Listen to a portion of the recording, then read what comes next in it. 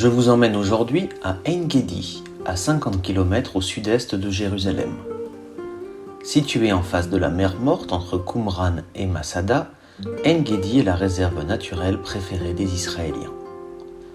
Ein-Gedi signifie le bouquetin, certainement parce que ces mammifères sont présents ici depuis des milliers d'années. En visitant le parc, on peut les observer près des points d'eau et à proximité des arbres. En plein désert de Judée, Ein-Gedi est une très grande oasis arrosée par 4 sources. L'eau vient des montagnes de Judée, situées sur le flanc ouest de Jérusalem. La pluie s'infiltre dans les nappes phréatiques et ressort miraculeusement ici. Et de l'eau, il y en a beaucoup toute l'année, environ 3 millions de mètres cubes par an. Le site a été habité à partir de la période chalcolithique, l'âge du cuivre, il y a 5000 ans. Les archéologues ont découvert les vestiges d'un temple de cette époque, le seul en Israël, au sommet du site.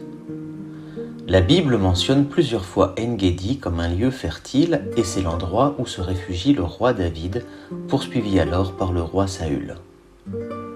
Les archéologues ont également découvert des grottes funéraires datant de la période hasmonéenne au IIe siècle avant notre ère.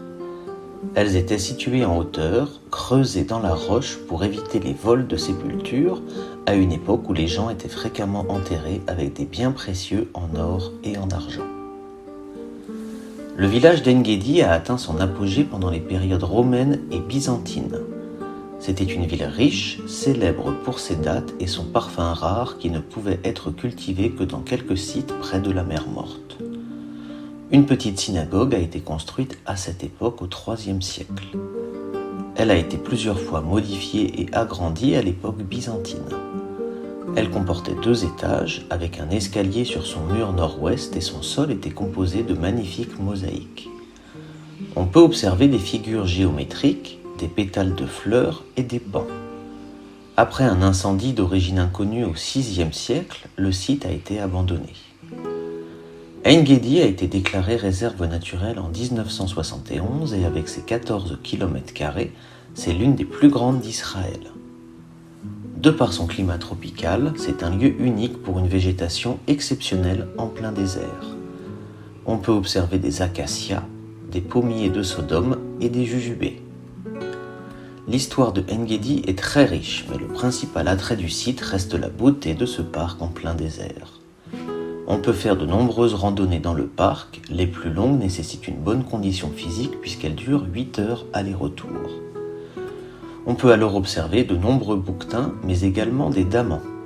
Ces petits mammifères qui ressemblent à des marmottes vivent en groupe près des points d'eau et ce sont de très bons grimpeurs. Le parc est ouvert toute l'année, il y fait toujours beau et on peut se baigner dans de nombreuses cascades.